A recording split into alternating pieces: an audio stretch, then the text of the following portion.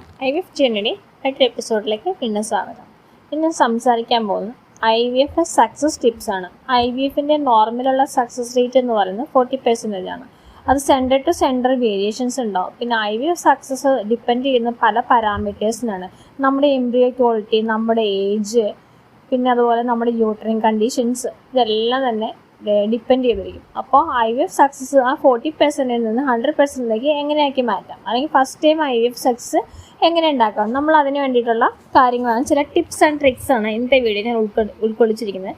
ചിലപ്പോൾ വീഡിയോ ഇത്തിരി ലെങ്തി ആവാൻ സാധ്യതയുണ്ട്. വീഡിയോ മുഴുവനായിട്ട് കാണുക, എന്നാൽ മാത്രമേ നിങ്ങൾക്ക് ഇടയ്ക്ക് സ്കിപ്പ് ചെയ്ത് കഴിഞ്ഞാൽ പല കാര്യങ്ങളും മിസ്സായി പോയിരിക്കും. പിന്നെ ഈ ചാനലിലെ വീഡിയോസ് എല്ലാം ഉപകാരപ്പെട്ടു എന്ന് തോന്നുന്നുണ്ടെങ്കിൽ ഒന്ന് സബ്സ്ക്രൈബ് ചെയ്യുക. പിന്നെ ബെൽ ബട്ടൺ കൂടി ഒന്ന് എനേബിൾ ചെയ്ത് വെച്ചേക്കുക. അപ്പോൾ നേരിട്ട് വീഡിയോയിലേക്ക് കിടക്കാം. IVF ചെയ്യാൻ പോകുമ്പോൾ ഒന്നാമതായിട്ട് IVFിൻ്റെ പ്രൊസീജിയർ എന്താണെന്ന് നിങ്ങൾ കൃത്യമായിട്ട് മനസ്സിലാക്കിയിരിക്കുക. അപ്പോൾ ഡോക്ടറോട് ചോദിച്ചിട്ട് അതിൻ്റെ പ്രൊസീജിയർ എല്ലാം തന്നെ നിങ്ങൾ മനസ്സിലാക്കി വെക്കുക. അതിൻ്റെ ഓരോ സ്റ്റേജും നമുക്ക് മനസ്സിലായിരുന്നാൽ മാത്രമേ നമുക്ക് അധികം സ്ട്രെസ് ഇല്ലാതെ കടന്നു പോകാൻ പറ്റുകയുള്ളൂ. പിന്നെ നിങ്ങൾക്ക് എന്തിനു വേണ്ടിയിട്ടാണ് IVF ചെയ്യുന്നത്, എന്തുകൊണ്ടാണ് IVF സെലക്ട് ചെയ്തത് തുടങ്ങിയ കാര്യങ്ങളോട് നിങ്ങൾ വ്യക്തമായിട്ട് മനസ്സിലാക്കിയിരിക്കുക. അല്ലെങ്കിൽ ഇപ്പോഴത്തെ കാലത്തെന്ന് പറഞ്ഞു കഴിഞ്ഞാൽ IVF എന്ന് പറഞ്ഞാൽ പല IVF സെൻറ്റേഴ്സ് ഇങ്ങനെ കൂടുപോലെ മുളച്ചു പോയിക്കൊണ്ടിരിക്കുകയാണ്. അപ്പോൾ നമ്മൾ ചെല്ലുമ്പോഴത്തേക്കും പല ഹോസ്പിറ്റൽസും നമ്മൾ IVF സെൻറ്ററിലാണ് ചെല്ലുമെങ്കിൽ നമുക്ക് നേരിട്ടുള്ള ട്രീറ്റ്മെൻറ്റ് IVF എന്ന് തന്നെ സജസ്റ്റ് ചെയ്യാറുണ്ട്.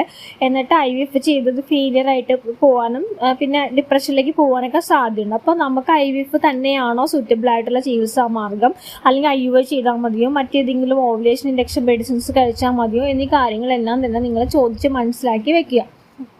അപ്പോൾ നേരത്തെ തന്നെ ഇതെല്ലാം മനസ്സിലാക്കി ഇരുന്ന് കഴിഞ്ഞാൽ സ്ട്രെസ്സ് വളരെ കുറവായിരിക്കും.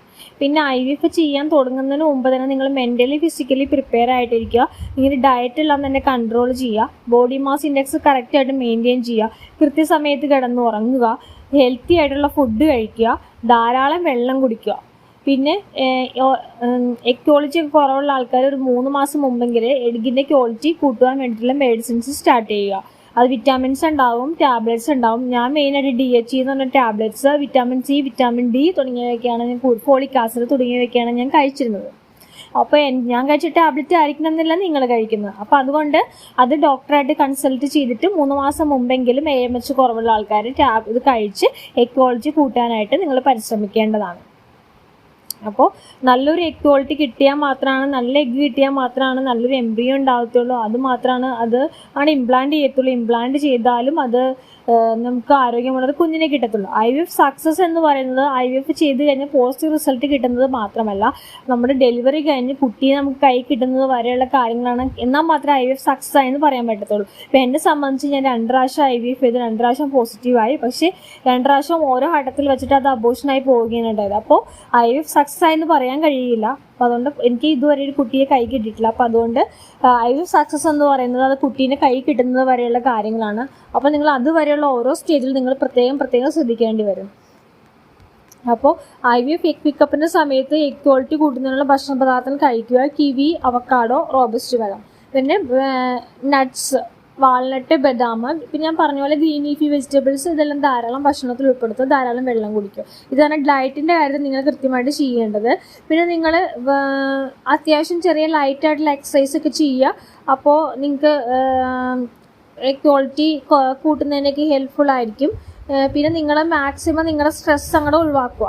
അപ്പോൾ അത് എഗ് പിക്കപ്പിൻ്റെ ടൈമിലായാലും അത് എംബ്രിയോ ട്രാൻസ്ഫർ കഴിഞ്ഞ് പലർക്കും റിസൾട്ട് പോസിറ്റീവ് ആകുമെന്ന് ഓർത്ത് ഓവർ ടെൻസ്ഡ് ആയി കഴിഞ്ഞാൽ ശരീരത്തിൽ പല ഹോർമോൺസും അധികമായിട്ട് ഉണ്ടാവാൻ സാധ്യതയുണ്ട്. അപ്പോൾ അത് നമ്മുടെ ഇംപ്ലാന്റേഷനെ നെഗറ്റീവായിട്ട് ബാധിക്കും. അപ്പോൾ ഇംപ്ലാന്റേഷൻ സക്സസ്ഫുൾ ആകണമെങ്കിൽ നിങ്ങളുടെ സ്ട്രെസ്സ് പൂർണ്ണമായിട്ട് ഒഴിവാക്കുക. സ്ട്രെസ് ആകുന്നതിന് വേണ്ടിയിട്ട് നിങ്ങൾ ബ്രീത്തിങ് എക്സസൈസ്, യോഗ പോലുള്ള മെഡിറ്റേഷൻസ് എല്ലാം പ്രാക്ടീസ് ചെയ്യുക.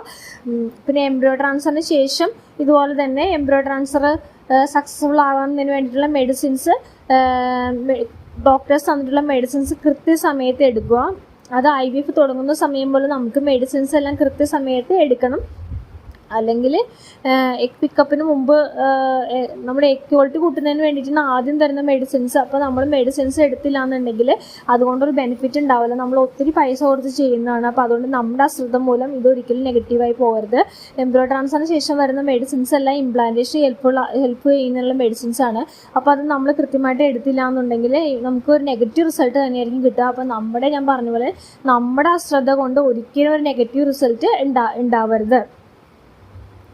പിന്നെ ഒരു കാര്യം എന്ന് പറഞ്ഞാൽ നിങ്ങൾ IVF ചെയ്യാൻ പോകുന്നിടത്ത് നിങ്ങളുടെ കൂടെയുള്ള ആൾക്കാരുടെ റിസൾട്ടുമായിട്ട് കമ്പയർ ചെയ്യാതിരിക്കുക. അത് നമ്മളിൽ ഒരു തരം ടെൻഷൻ ഉണ്ടാക്കും. ഇപ്പോൾ എൻ്റെ അനുഭവത്തിൽ നിന്ന് പറയുവാണെങ്കിൽ ഞാൻ IVF ചെയ്യാൻ പോയപ്പോഴത്തേക്കും ഞങ്ങളുടെ എംബ്രിയോ ട്രാൻസ്ഫറിൻ്റെ അന്ന് നമ്മൾ ഒരുമിച്ച് ട്രാൻസ്ഫർ ചെയ്യുന്ന കുറേ ആൾക്കാരെ പരിചയപ്പെടുമല്ലോ. അപ്പോൾ അവിടെ എന്ന് പറഞ്ഞു കഴിഞ്ഞാൽ ട്രാൻസ്ഫർ ചെയ്യുന്നതിന് മുമ്പ് ഓരോരുത്തരും വിളിച്ച് അവരുടെ കയ്യിലുള്ള എംബ്രിയോസിൻ്റെ എണ്ണം ഇന്ന് ട്രാൻസ്ഫർ ചെയ്യാൻ പോകുന്നതിനെ പറ്റിയൊക്കെ നമുക്ക് പറഞ്ഞ് മനസ്സിലാക്കി തരും. ബാലൻസ് ഉള്ള എംബ്രിയോസ് എത്രയുണ്ടെന്ന് പറയും. അപ്പോൾ എനിക്ക് മുമ്പുള്ള ഒരാളുടെ എന്ന് പറയുമ്പോഴത്തേക്കും അയാൾക്കാണെങ്കിൽ ബ്ലാസ്റ്റോസിസ്റ്റ് തന്നെ 10-12 കിട്ടിയിട്ടുണ്ട്. അന്ന് 2 ട്രാൻസ്ഫർ ചെയ്യുന്നു, ബാക്കി ഇത്ര സ്റ്റോക്ക് ഉണ്ടെന്നൊക്കെയാണ് പറഞ്ഞത്. അപ്പോൾ എനിക്ക് കിട്ടിയതാണെങ്കിൽ 6 കിട്ടിയത്. അപ്പം ഞാൻ നോക്കിയപ്പോഴത്തേക്കും ഇത്രയും, പിന്നെ മാത്രമല്ല എൻ്റെ ഏജ് കുറവായിരുന്നു. അപ്പോൾ എന്തായാലും അവർക്ക് എന്തായാലും റിസൾട്ട് പോസിറ്റീവ് ആയിരിക്കുമെന്ന് ഞാനിങ്ങനെ മനസ്സുകൊണ്ട് വിചാരിക്കുകയാണ്. അവരെ കമ്പയർ ചെയ്യുമ്പോഴത്തേക്കും അവർക്ക് ഏജ് കുറവാണ്, നല്ല ക്വാളിറ്റിയുള്ള എംബ്രിയോസ് ഉണ്ട്, എല്ലാം ഉണ്ട്. അപ്പോൾ അവരുടെ റിസൾട്ട് പോസിറ്റീവ് ആയിരിക്കും എന്ന് വിചാരിച്ചു. അപ്പോൾ എനിക്കെന്ന് പറഞ്ഞാൽ 6 കുറവായിരിക്കും. അപ്പോൾ എൻ്റെ റിസൾട്ടിനെ പറ്റി ഞാൻ ഭയങ്കര ടെൻഷനാണെന്നല്ല, പക്ഷെ എന്നാലും അവർക്ക് എന്തായാലും പോസിറ്റീവ് ആയിരിക്കും. അവരുടെ എത്രയൊന്നും റിസൾട്ട് നമുക്ക് കിട്ടാൻ വഴിയില്ല എന്നൊക്കെ പറഞ്ഞ് ഇങ്ങനെ മനസ്സുകൊണ്ടൊരു വിഷമം തോന്നും. പക്ഷെ റിസൾട്ട് വന്ന സമയത്ത് എന്താണെന്ന് വെച്ച് കഴിഞ്ഞാൽ ആ കുട്ടിക്ക് നെഗറ്റീവ് റിസൾട്ടും എൻ്റെത് പോസിറ്റീവ് റിസൾട്ടും ആയിരുന്നു. എനിക്കത് പിന്നെ സ്റ്റേജിൽ അത് അബോർഷനായി പോയി, ശരിയാണ്. എന്നിരുന്നാലും റിസൾട്ട് വന്ന സമയത്ത് എനിക്കൊരു പോസിറ്റീവ് റിസൾട്ടാണ് വന്നത്, മറ്റത് നെഗറ്റീവ് റിസൾട്ടായിരുന്നു. അപ്പോൾ നമുക്ക് കിട്ടിയ എഗ്ഗിൻ്റെ എണ്ണം, നമുക്ക് കിട്ടിയ എംബ്രിയോയുടെ എണ്ണം, അല്ലെങ്കിൽ നമുക്കുണ്ടാകുന്ന സിംറ്റംസ്, ഇതൊന്നും തന്നെ മറ്റുള്ളവരായിട്ട് കമ്പയർ ചെയ്യാതിരിക്കുക. അതായത് ഓരോരുത്തരും IVF ചെയ്യുന്ന ഓരോരോ കാരണങ്ങൾ കൊണ്ടാണ്. അത് നമുക്ക് മനസ്സിലായിക്കൊള്ളുന്നില്ല. നമ്മുടെ ഡോക്ടർക്കാണ് എല്ലാ കാര്യങ്ങളും അറിയുന്നത്. അപ്പോൾ അതുകൊണ്ട് ഒരാളുടെ റിസൾട്ട് ഇങ്ങനെയാണെന്ന് പറഞ്ഞിട്ട് അയാൾക്ക് അങ്ങനെയാണ്, അതുകൊണ്ട് നമുക്ക് റിസൾട്ട് നെഗറ്റീവ് ആയിരിക്കും എന്നൊന്നും പറഞ്ഞ് ഒരാളുമായിട്ട് കമ്പയർ ചെയ്യാതിരിക്കുക. എൻ്റെ അനുഭവത്തിൽ നിന്ന് പറയുന്നതാണ്. അപ്പോൾ നിങ്ങൾ മറ്റൊരാളുമായിട്ട് കമ്പയർ ചെയ്യാതിരിക്കുക. പിന്നെ IVF കഴിഞ്ഞ് കഴിഞ്ഞാൽ പുറത്തുനിന്ന് ഫുഡ് കഴിക്കാതിരിക്കുക. എന്താ വെച്ചാൽ അധികം എംബ്രിയോ ട്രാൻസ്ഫർ കഴിഞ്ഞാൽ ആദ്യ ദിവസങ്ങളിൽ അത് സ്പൈസി ആയിട്ടുള്ള ഫുഡ് കഴിക്കാതിരിക്കുക. പിന്നെ പുറത്തുനിന്നുള്ള വറുത്തതും പൊരിച്ചതും മധുരമുള്ളതും പിന്നെ അജിനോമോട്ടോ അടങ്ങിയ ഫുഡ് ഐറ്റംസും ഒന്നും കഴിക്കാതിരിക്കുക. പിന്നെ KFC, ചിക്കൻ പോലുള്ളവ പൂർണ്ണമായിട്ടും ഒഴിവാക്കുക. KFCയുടെ പരസ്യത്തിലെല്ലാം പറയുന്നുണ്ട് പ്രഗ്നൻ്റ് ആയവരത് കഴിക്കരുത്, പക്ഷെ വളരെ ചെറിയ അക്ഷരത്തിലായിരുന്നു, നമുക്കത് റീഡബിൾ അല്ല.